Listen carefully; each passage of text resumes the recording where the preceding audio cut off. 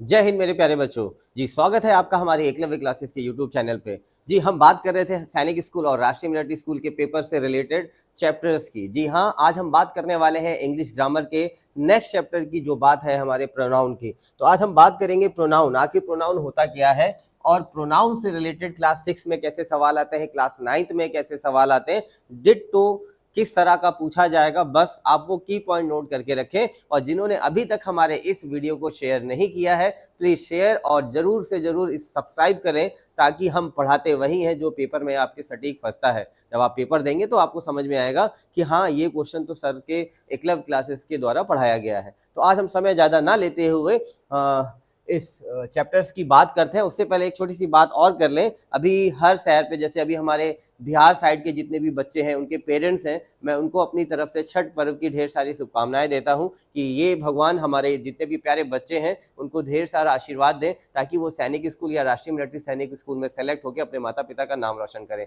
तो कहीं जाइएगा नहीं। अभी तक अगर आपने किसी और फ्रेंड को भी शेयर नहीं किया है तो जल्दी से उसको बोलिए आ जाए चैनल पे और हम अपना चैप्टर स्टार्ट करते हैं। जी, तो सबसे पहले हम बात करेंगे ये प्रोनाउन आखिर होता क्या है। देखिए यहाँ पे भी एक चीज लिखी है, word use in place are called pronoun. मतलब अगर मैं बोलूं कि हमने नाउन की डेफिनेशन ये पढ़ी हुई है कि जैसे मैं हूं, मैं खुद हूं, मेरा नाम विष्णु सर है, आपने वीडियो में सुना होगा श्याम सर को, अनुज सर को नाम से सुना होगा, तो हम इन सबको क्या बोल सकते हैं? ये तो हमारा नाउन हो गया, Anuj sir, Vishnu sir, Shyam sir, ये सभी तो आपको पिछले चैप्टर के द्वारा पता हो गया होगा और वैसे भी आप जानते होंगे कि हम इसे तो नाउन कहते हैं। और अभी आपने पिछले वीडियो में अगर ध्यान से देखा होगा तो मैंने नाउन का बहुत अच्छा ट्रिक निकाला था, इसको देख सकते हैं, महसूस कर सकते हैं, मतलब देख सकते हैं, टच कर सकते हैं, फील कर सकते हैं, उसे हम लोग नाउन कहते हैं। बट अगर हम इन तीनों के लिए क्या निकालें, जितना भी हमारे पास ये जो नाम दिया हुआ है, हम इसकी जगह क्या यूज कर सकते हैं? ही। हम लोग जो मेल पर्सन होते हैं उनके लिए हम लोग ही का यूज करते हैं। इसके बाद हमारा जो गर्ल्स होती हैं उनके लिए हम लोग शी का यूज करते हैं, राइट। और एक छोटी सी जानकारी जो आपको चैप्टर पढ़ने में मजा आने वाला है, इसमें अगर हमारे पास कोई छोटा बच्चा है, न्यू बॉर्न बेबी है, तो हम उसके साथ इट का यूज करते हैं। और भी काफी कंडीशंस है कहाँ पे हम इट लगाते हैं। तो कहने का मतलब ये है कि क्या लिखा है, संज्ञा के स्थान पर आने वाले शब्द को सर्वनाम कहते हैं। मतलब जो नाउन की जगह पे, इन प्लेस ऑफ नाउन, अगर जो नाउन की जगह पे कोई नया शब्द आएगा, हम उसे ही हम लोग प्रोनाउन ही कहेंगे। ठीक, तो इतना तो सरल नहीं पूछता। कभी कभी अगर पूछ लेता है, अच्छा भाई ये राम है, इसको चेंज कर दिया, बताओ अंडरलाइन किया हुआ है, तो बताओ इसको अगर मैं प्रोनाउन में चेंज करूं तो इसको क्या कहेंगे? तो मान लो कहीं ही लिखा है, शी लिखा है, इट लिखा है, नन ऑफ दिस लिखा है, तो आप ही पे टिक करके या जैसा भी उसका जेंडर है उससे पता करके उस क्वेश्चन को टिक कर सकते हैं। मेन बात इसमें क्या होने वाली है वो देखिएगा, और इसमें आप इंपॉर्टेंट भी जरूर लगाइएगा।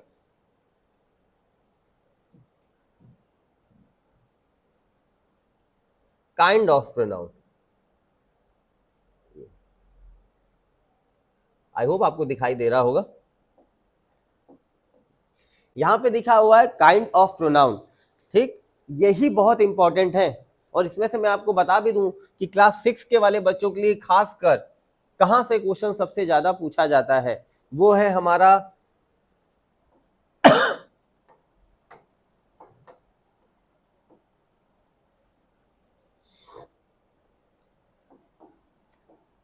टीचर है, पूछ तो कोई भी सकता है, but as per the experience जो टीचर ज्यादा पूछता है आरएमएस में या सैनिक स्कूल में, हम उस चीज की बात करने वाले हैं। तो इसलिए हम पढ़ाएंगे तो आपको सभी, बट इंपॉर्टेंट ये भी है कि सबसे पहले इन तीन को जरूर याद करके जाएं, समझ के जाएं। वैसे सच बताऊं, जो इस वीडियो को देख रहे हो ना, याद करने की जरूरत नहीं है। थोड़ा सा आप हल्का सा अपना फोकस हमारे साथ रखेंगे तो आपको अभी ही इसी चैनल के साथ आपको याद हो जाएगा। ठीक, तो हम लोग इसमें बात कर रहे हैं, आई होप आपने ये इंपॉर्टेंट लिख लिया होगा। तो इसके साथ हमारे पास सबसे पहले आता है पर्सनल प्रोनाउन, जो आपको दिखाई दे रहा होगा। आप कभी कभी हिंदी में सुनते भी होंगे हमारे अनुसर का वीडियो। अगर आप हिंदी वाले जो क्लास 6 के बच्चे हैं उनको हिंदी नहीं आनी है, बट अगर कोई गांव में बैठा है जो इंग्लिश की जगह हिंदी देना चाहता है, तो वहां से भी वो पढ़ सकता है। तो हमारे पास देखिए पर्सनल प्रोनाउन है, जिसको हम लोग कहते हैं व्यक्तिवाचक संज्ञा। दूसरा हमारे पास है reflexive pronoun, emphatic pronoun, indefinite pronoun, interrogative pronoun, reciprocal pronoun, exclamatory pronoun, distributive pronoun. अब यहां तक तो आपकी क्लास की किताबों में कहीं ना कहीं दिया होता है, सीबीएसई बोर्ड में तो कम दिया होता है, आईसीएसई की बोर्ड की बुक में यहां तक कहीं ना कहीं दिया होता है। 8 दिए होते हैं, बट 2 और लेके आए हो, 2 आपके और भी चेंज हो सकते हैं, एक रिलेटिव प्रोनाउन और एक डेमोन्स्ट्रेटिव प्रोनाउन। ये 10 तरह का हमारा काइंड ऑफ प्रोनाउन होता है। क्वेश्चन में ये कभी नहीं पूछेगा काइंड ऑफ प्रोनाउन बताइए, है ना, कभी कभी किसी क्लास की बुक में 8 है, किसी में 10 है, तो ये नहीं पूछेगा। अब इससे रिलेटेड हम बात करने वाले हैं कि हमारे पास ये क्या है।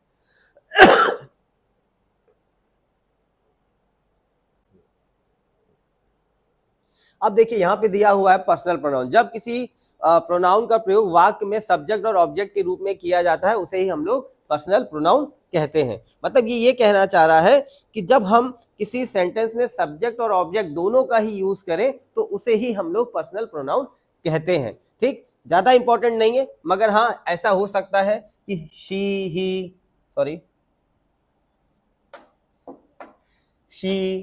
यू, दे ऐसे वर्ड दे के आपसे पूछ सकता है ये बताइए ये क्या है।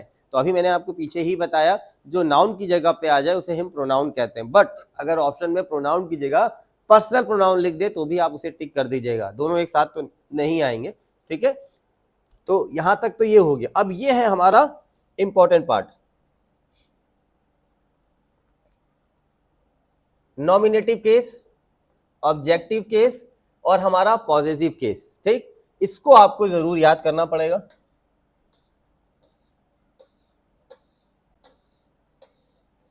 ये खासकर इंपॉर्टेंट 9th वालों के लिए है, क्योंकि अगर आपको ये नहीं पता है ऑब्जेक्टिव केस में हमारा नॉमिनेटिव केस का चेंज क्या होता है तो वो आपसे गड़बड़ हो जाएगा। तो यहाँ पे क्या लिखा है, आई के साथ हमारा मी, मतलब नॉमिनेटिव केस हमारा और ऑब्जेक्टिव केस जो है हमारा, अगर हम आई को चेंज करते हैं ऑब्जेक्टिव के लिए तो वो हमारा बन जाएगा मी। अब बहुत से लोग यहाँ सोच रहे होंगे ये पॉजिटिव क्या है। बाय द वे, अगर आप भूल जाते हैं पॉजिटिव क्या होता है, कोई भी ऐसा कोई क्वेश्चन आ जाए आपको लगे कि हम उसमें से कैसे फाइंड आउट करेंगे कि वो 4 ऑप्शन में से पॉजिटिव क्या है, तो ध्यान रखें पॉजिटिव का मतलब है अपना अधिकार दिखाना। आपने देखा होगा अभी अभी छोटे छोटे बच्चे हैं आप लोग अपना बर्थडे सेलिब्रेट करते हैं तो आपके मम्मी पापा कोई दोस्त ये पेन पेंसिल बॉक्स कपड़ा कुछ तो देता है। जब हम अपना हमारा दोस्त देखता है तो हम कहते हैं हमें एक दिन के लिए दोगे, तो हम लोग क्या हो जाते हैं, नहीं देंगे, हमें गिफ्ट में मिला है, तो हम लोग क्या हो जाते हैं, ओवर पॉजिटिव हो जाते हैं, ये मेरा है, ये देखो मेरा है ये, है ना। तो इसे ही हम लोग पॉजिटिव केस कहते हैं। तो इसलिए इसको चेंज करने के लिए आपको ये याद रखना है कि हमारे पास अगर आई का केस आया है तो उसे मैं मी में बदलूंगा, और अगर हमारा पॉजिटिव केस आया है तो हम लोग उसे माई या माइन में बदलेंगे। यहाँ पे माइन छूट गया है, आप एक बार उसमें माइन लिख लीजिएगा,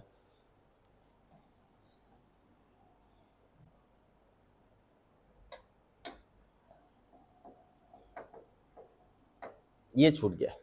ठीक, इसके बाद हमारे पास आया है वी। ठीक, वी का हमारा अगर पॉजिटिव केस देखें तो आर और आर्स होता है। इसके बाद यू चेंज नहीं होता है ऑब्जेक्टिव केस में, ये ध्यान रखें। यू चाहे एक हो, मेरे सामने आप एक भी हो सकते हैं, ढेर सारे भी हो सकते हैं, तो इसलिए यू का यू ही रहेगा। बट अगर हम पॉजिटिव केस की बात करें तो हमारे पास योर और योर हो जाता है।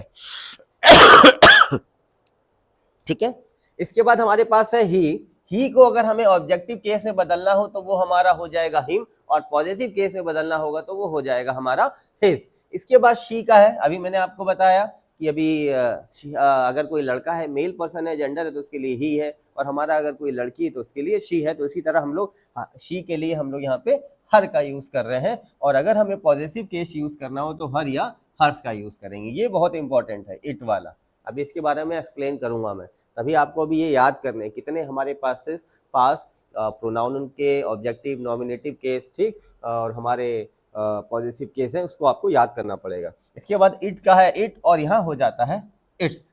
दे का बन जाएगा हमारा देम और देयर और देयर्स। तो ये एक छोटा सा पार्ट है जिसको आपको याद करना है कि किस चीज को किस चीज पे चेंज करने पे क्या बनता है। ठीक, ये तो सरल है, सरल तो वैसे सभी है, मैंने आपको बताया ये तुम्हारा है, मेरा है, ये उसका है ना। तो उस जगह पे तो ये थोड़ा सा सरल लगता है। अभी मैं इसमें आपको थोड़े से वर्ड्स के साथ हिंदी भी लिखाऊंगा ताकि आपको कुछ हिंदी मतलब भी पता चले। अब देखिए यहाँ सबसे अच्छी बात क्या है, ये यूज ऑफ इट, जैसा कि अभी मैंने आपसे बोला था।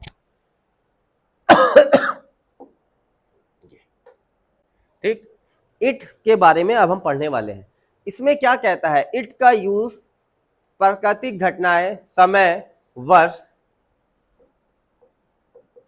सही कर लेना आप इसे, ठीक। वर्ष दिन को बताने के लिए किया जाता है ना। कोई भी प्राकृतिक घटना है, तूफान आ गया है, पानी आने वाला है ना, कुछ उसके बारे में, टाइम के बारे में कोई बता रहा हो, ईयर के बारे में बता रहा हो, डेज के बारे में बता रहा हो, तो हम इन सब चीजों के साथ हम लोग यूज करते हैं इट, ठीक। तो इसको जब भी आप लिखें तो इट के यूज के साथ इसको इस तरह से लिखें, इट, ऐसे, ठीक।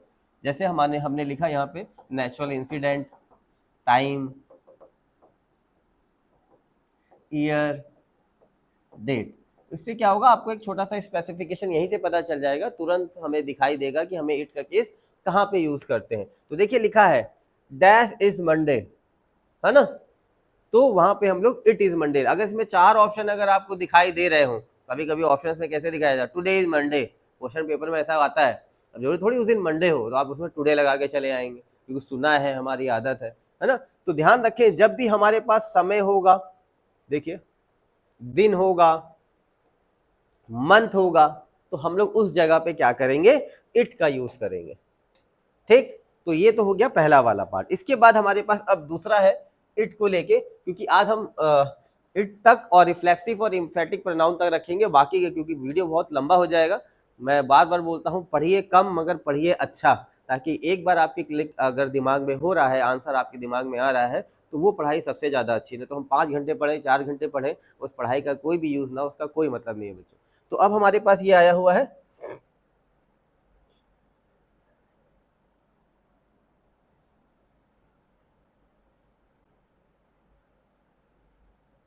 ये देखिए क्या दिया है, इट का यूज निर्जीव वस्तु है।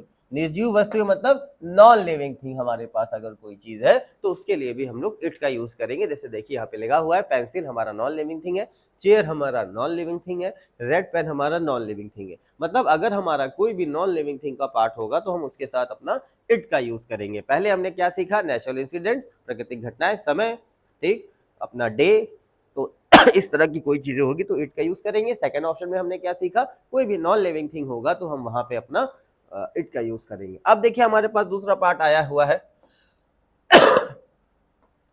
छोटे जानवर, कीड़े मकोड़े, इंसेक्ट, है ना, स्मॉल एनिमल्स, इसके साथ भी हम लोग अपना इट का यूज करते हैं, है ना। आपने कभी ये थोड़ी पता कर पाएंगे क्रो मेल है कि फीमेल है ना। हाँ, सिंगुलर नाउन, सॉरी सिंगुलर कह रहे हैं, जेंडर में हमें बताना होता है वहां पे। बट अगर हम इस तरह की कोई बात करेंगे तो यहाँ पे हमारे पास आया हुआ है क्रू, डॉग, एंड, ऐश, तो इन सब के साथ देखिए इट लगा हुआ है। मतलब अगर कोई छोटा मोटा कीड़ा है, कोई छोटा मोटा जानवर है, तो हम उसके साथ भी अपना इट लगा सकते हैं, ठीक बच्चों, ये इंपॉर्टेंट है, इसको ध्यान से पढ़िएगा। इसके बाद हमारे पास आया है दूसरा, इट का यूज एक्सक्लेमेटरी सेंटेंस में किया जाता है। जैसे लिखा है what a beautiful bird it is, वो हम लोग बोलते हैं वाह यार वो मौसम कितना अच्छा है, वाह वो चिड़िया कितनी अच्छी है ना। अब देखो यहाँ पे भी वही चीज आ गई। अगर इसके अंदर आप एक इंटरनली एक चीज देखें तो जो बर्ड है, अभी मैंने पीछे आपको पढ़ाया है, जो हमारे पास नॉन क्या कहते हैं, छोटे इंसेक्ट होते हैं, छोटे जानवर होते हैं, उसके साथ इट लगाते हैं। तो देखिए बर्ड आ भी गई और उसके साथ हमने इट लगा भी दिया, तो एक्सक्लेमेटरी सेंटेंस के साथ भी इट लग रहा है, ठीक। इसके बाद लार्ज बिल्डिंग है हमारी, ये अभी हमने आपको पीछे भी बताया, और यहाँ एक्सक्लेमेटरी सेंटेंस के साथ भी है कि कोई नॉन लिविंग थिंग होता है तो उसके साथ भी हम लोग इट का यूज करते हैं, ठीक। इसके साथ अब बात करते हैं, इट का यूज हमारे पास छोटे बच्चों के लिए किया जाता है, मतलब जिसके हमारे पास जेंडर नहीं पता है कि वो लड़का है कि लड़की है, तो उसके लिए हम लोग यहाँ पे यूज करते हैं। देखिए ठीक, उसका जेंडर नहीं पता है तो हम लोग उसके साथ यूज करते हैं it. It is a good baby, शायद आपको सुनने में बड़ा अटपटा सा लग रहा हो, हम लोग क्योंकि कहीं अस्पताल जाते हैं, न्यू बॉर्न बेबी होता है तो उसके साथ बोलते हैं अच्छा व्हाट अ क्यूट बेबी, है ना, बहुत अच्छा है वो। तो अगर देखते हैं लड़का है कि लड़की है तो उसी हिसाब से उसको बोलते हैं she is so cute. But यहाँ पे हमने देखा है कि न्यू बॉर्न बेबी है जिसका जेंडर नहीं पता है आपको, आप गए कहीं पे आपको पता ही नहीं है कि लड़का है लड़की हुई है, या आप कभी कभी अस्पताल में जाते हैं पेरेंट्स के साथ, कभी देखते हैं एक छोटा सा न्यू बॉर्न बेबी पैदा हुआ है, पता नहीं है कि वो लड़का है कि लड़की है, तो आप उस जगह पे अपने लिए यूज करेंगे इट इज, है ना, it is a good baby. ठीक है, तो जब भी हमारे पास जेंडर नहीं पता होगा तो हम लोग उस जगह पे इट का यूज करते हैं।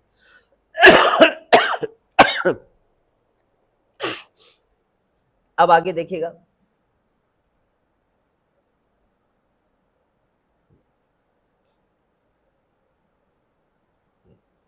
अब यहाँ पे दिया हुआ है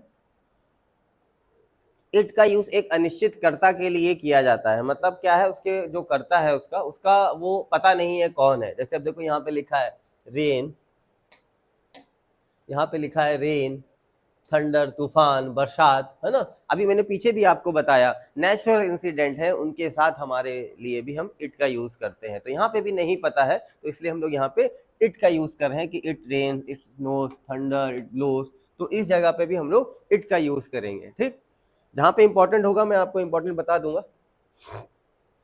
इसके साथ हम लोग बात करते हैं किसी वाक्य में यदि दो या दो से अधिक प्रोनाउन का यूज किया जाता है। ये बहुत इंपॉर्टेंट क्वेश्चन है, very very very important question है ये। और खासकर क्लास 9 के बच्चे इस क्वेश्चन को देख रहे हैं तो प्लीज इसको नोट डाउन जरूर करें कि अगर ये क्वेश्चन आता है पेपर में तो आपको इसका रूल पता होना चाहिए। ठीक, अब तो क्लास 6 में भी कभी कभी क्वेश्चन आ जाता है, सैनिक स्कूल में तो शायद नहीं आएगा मगर राष्ट्रीय मिलिट्री स्कूल के पेपर में ये क्वेश्चन आ सकता है। तो देखिए क्या बोल रहा है, किसी वाक्य में यदि दो या दो से अधिक सर्वनाम मतलब प्रोनाउन का यूज किया गया हो तो उसको हम लोग इस सीरियल ऑर्डर में लिखते हैं। मतलब प्रोनाउन मतलब ही भी होगा, शी भी होगा, इट भी होगा, मतलब ज्यादा होगा, एक से ज्यादा हो गए हमारे पास, 3 भी हो सकते हैं, 2 भी हो सकते हैं, तो उस जगह पे हम लोग यूज करते हैं इस सीरियल ऑर्डर को। देखिए क्या है, ध्यान से देखिएगा बच्चों। अभी तक अगर आपको मैंने बहुत हल्के वे में चीजें लिखवाई ताकि आपको बहुत हल्के वे में समझ में भी आ जाए और समय कम बचा है तो आपकी तैयारी अच्छी हो जाए। अब देखिए यहाँ पे क्या कह रहा है, यहाँ पे पहला वाला पार्ट कह रहा है यदि इस सेंटेंस में सिंगुलर प्रोनाउन का यूज किया गया है तो उनका जो सीरियल ऑर्डर है, कर्म मतलब सीरियल ऑर्डर है। मैं आपको हिंदी और इंग्लिश दोनों में लिख के इसलिए दे रहा हूं बच्चों ताकि आपको समझने में बहुत आसानी हो। तो इसलिए क्या कह रहा है, यदि सेंटेंस में सिंगुलर प्रोनाउन का यूज किया गया है तो उनका जो सीरियल ऑर्डर होता है 2 3 1। अब ज्यादातर बच्चों से जब भी मैं ये चैप्टर पढ़ाता हूँ ये पूछता हूँ ये 2 3 1 क्या है भाई। बहुत कम ही लोग होते हैं जो बता पाते हैं ये 1 2 3 क्या होता है।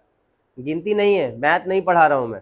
ये 2 3 1 का मतलब है ये है second person, third person, 1 person. जैसे एग्जांपल की बात करते हैं, इसमें फिर बाद में आएंगे हम। जैसे मैं हूं, ठीक, मैंने आपको पढ़ाया तो मैं पहला पर्सन हूं, आप सुन रहे हैं मुझे, आप सेकंड पर्सन। अब पापा मम्मी ने पूछा अच्छा एकलव्य क्लासेस वालों ने क्या पढ़ाया आपको, वो हो गए आपके थर्ड पर्सन, राइट। तो इसलिए आपको इस सीरियल ऑर्डर का यूज करना है। किन किन कंडीशंस पे, क्या है कंडीशन, उसके बारे में बात करेंगे हम लोग।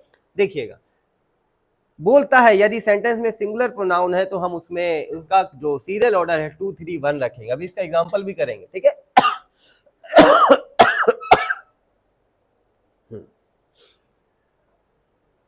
अब जैसे मैं यहां लिखूं ही, you and I are friend, क्या ये सही लिखा है मैंने?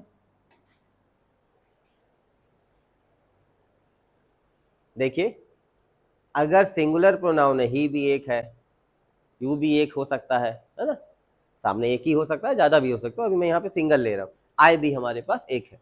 तो हमारे पास जब ये सिंगुलर प्रोनाउन का यूज हो रहा है तो सीरियल ऑर्डर क्या होना चाहिए, 2 3 1, मतलब पहले बिल्कुल। तो यहां सबसे पहले मैं यहाँ पे क्या लिखूंगा, इसको रेस करके यहां बन जाएगा यू।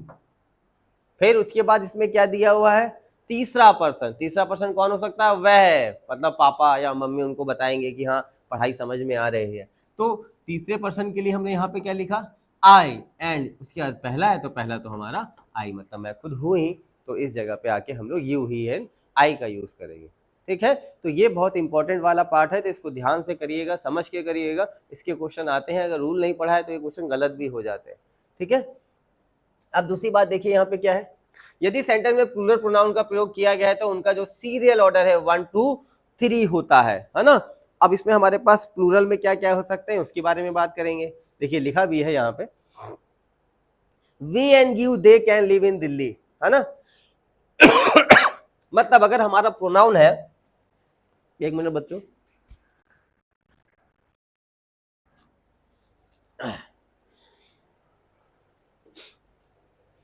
अब यहाँ पे क्या दिया हुआ है, यहाँ पे हमारे पास प्लूरल प्रोनाउन है तो उसका जो सीरियल ऑर्डर होना चाहिए वो हमारे पास होना चाहिए 1 2 3, पहला पर्सन, दूसरा पर्सन और तीसरा पर्सन। तो हमने यहाँ पे दे दिया है we and you they can live in Delhi. तो अब हमारे पास देखना है क्या यहाँ पे पहला पर्सन कोई है, मैं नहीं हूं यहाँ पे, आई है ही नहीं यहाँ पे, है ना। इसलिए हमने यहाँ पे वी का यूज रखा। ठीक, फिर बोलता है दूसरा, दूसरा मैंने आपको हमेशा बताया वो यू ही होगा, ठीक। और इसके बाद हमारे पास तीसरा पर्सन वे लोग या वह लोग, तो ये हमारा तीसरा पर्सन हो गया। तो मतलब 1 2 3 का सीरियल ऑर्डर हमें यूज करना है। ये तो दो हो गए एक बेसिक बातें, ठीक। कभी कदार आ जाते हैं ये जरूर पूछता है, क्लास 9 के स्टूडेंट अगर देख रहे हैं, ये कभी कभी 90% 80% पूछता है ये सवाल। क्या बोल रहा है देखिए, जब किसी सेंटेंस में दोष का पता चले, मतलब आपने गलती कर दी है, आपसे कोई गलती हो गई है, कोई अपराध हो गया है, मतलब कानूनी कोई अपराध हो गया है ना, तो उसको अगर आप एक्सेप्ट करते हैं तो हमारा जो सीरियल ऑर्डर होना चाहिए 1 2 3 होना चाहिए। फिर से बात कर रहा हूं, अगर कोई हम कोई भी रूल में ये देख रहे हैं कि कोई सेंटेंस ऐसा है जिससे हमें ये पता चल रहा है कि ये गलती मैंने करी, ठीक, मुझसे गलती हो गई, मैंने कोई क्राइम कर दिया, बट हाँ इन तीनों केसेस को मैं एक्सेप्ट करता हूं, मैंने ही किया, आपने किया, किसी और ने किया, तो जो इंडिविजुअल खुद है वो अगर एक्सेप्ट करता है, देखो लिखा है स्वीकारता है, तब हम इस वाले रूल को फॉलो करेंगे 1 2 3। यह वाला क्वेश्चन एसएससी बैंक यूपीएससी में भी पूछा जाता है, तो इसलिए अच्छी बात यह है कि अभी आप स्टूडेंट बोले यंग एज के हैं, 5th 6th 7th 8th 9th के हैं, अभी से सीख लेंगे तो आपको आगे चल के ये रूल की तैयारी अलग से नहीं करनी पड़ेगी। तो देखिएगा यहां पे दिया हुआ I and he are responsible for the loss. देखिए यहां पे अपना गलती को एक्सेप्ट कर रहा है, मैं रिस्पॉन्सिबल हूं इस घाटे के लिए, मेरा ही है, मैंने ही इस वजह से किया था, मुझे ऐसा नुकसान हो गया। हम लोग कभी कभी देखते हैं ना, बहुत से बच्चे, मेरे को तो अच्छा नहीं लगता है ये शब्द बोलना, फेल वाला, कभी कभी स्कूल में बहुत से बच्चे फेल हो जाते हैं, है ना, तो उसमें क्या होता है, उन बच्चों को, कुछ बच्चे अच्छे होते हैं, उनको पता होता है मैंने क्या गलती करी है, कुछ ऐसे बच्चे होते हैं जो 100 में से 100 लाने की जगह 90 नंबर लेके आते हैं, 10 नंबर के क्वेश्चन छूट जाते हैं, उनको समझ में आता है मैंने क्या गलती करी है, तो वो जो गलती एक्सेप्ट करते हैं वो, तो उस जगह पे भी हम यही रूल एक्सेप्ट करेंगे, क्या है कि I and he are responsible for the class. अगर सेकंड हमारे पास नहीं है तो भी घबराना नहीं है, ठीक, दूसरा नहीं है तो भी नहीं घबराना, पहला नहीं है तो भी नहीं घबराना, जो है उसी से सेंटेंस बनाना है। तो हमारे पास 1 2 3 के ऑर्डर में देखो, पहला है क्या, दूसरा है यू करके कोई है हमारे पास वर्ड नहीं है, मगर तीसरा है ही, तो इसलिए हमने उस वर्ड को उठा लिया। तो इसलिए जब भी कोई एक्सेप्टेंस की बात होगी तो हम लोग बात करेंगे यहाँ पे 1 2 3 में कि इस रूल का अप्लाई करने के लिए, ठीक। आई होप जो मैंने आपको ये 3 आपको सेक्शंस बताए 1 2 3 2 3 1 फिर अगेन 1 2 3, तो ये ध्यान रखिए इसको कहाँ पे अप्लाई करना है, इट का यूज जहाँ बताया उसके बारे में आपको कहाँ अप्लाई करना है ये देखिएगा। अब एक क्वेश्चन यहाँ पे देखिए, वेरी इंपॉर्टेंट क्वेश्चन है, जहां मैंने आपको लिखाया भी था अभी, ये क्वेश्चन जरूर पूछता है, रिफ्लेक्सिव प्रोनाउन। दो तरह का प्रोनाउन होता है, एक होता है रिफ्लेक्सिव और एक होता है हमारा एम्फेटिक। कंफ्यूजन नहीं होना है, ये टीचर कंफ्यूज करने के लिए दोनों क्वेश्चन आपको पेपर में डालेगा। दोनों में सबसे खास बात बताऊं क्या है, दोनों में ही सेल्फ और सेल्फ दोनों ही लगते हैं। अब आप सोच रहे होंगे सर अगर दोनों में दोनों लगते हैं तो पता कैसे चलेगा, है ना, वेरी गुड क्वेश्चन। बट ध्यान रखें जब भी अगर सेल्फ और सेल्फ आता है तो हम लोग वहां पे रिफ्लेक्सिव प्रोनाउन का यूज करते हैं और एम्फेटिक प्रोनाउन का यूज करते हैं। देखिए यहाँ पे लिखा है ना, when a pronoun is joined with self और self is called reflexive pronoun, है ना, तो इन जगहों पे हम लोग यूज करते हैं अपना रिफ्लेक्सिव प्रोनाउन। आगे देखिएगा जरा, फिर मैं आपको और इसका डिटेलिंग देता हूं।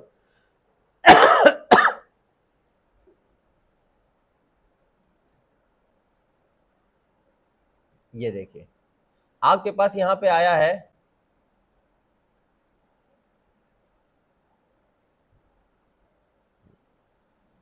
अब देखिए यहां पे आपके पास आ चुका है फिर से वही नॉमिनेटिव केस। अब सोचिए अगर इसको रिफ्लेक्सिव केस में बदलना हो तो, है ना, हमने वहां पे क्या पढ़ा था, आई है, हमारा पॉजिटिव केस हमारा क्या बदल गया था, माई या माइन।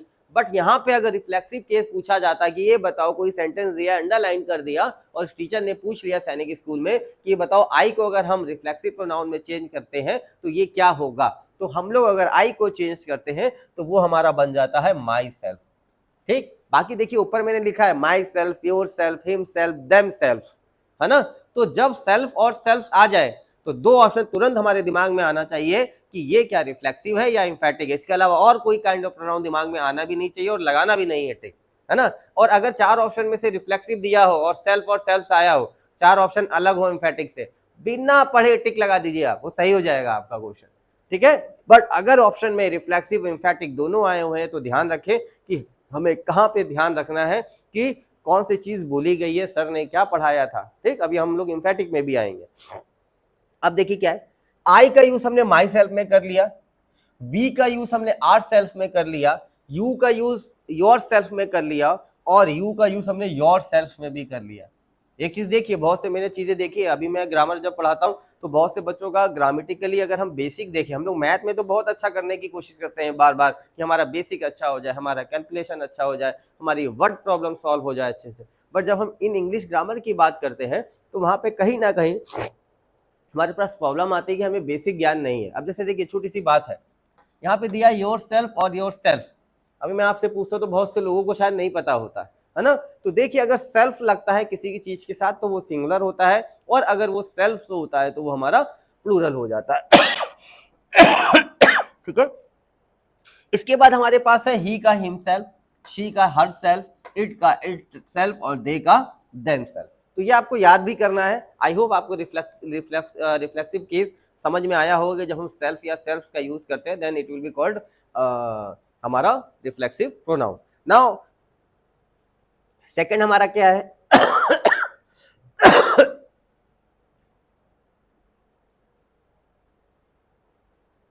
आपको देख रहा होगा, आपको दिखाई दे रहा होगा, थोड़ी सी तबीयत खराब है, बार बार क्लास में थोड़ा सा मैं खांस रहा हूँ, दिक्कत हो रहा होगा।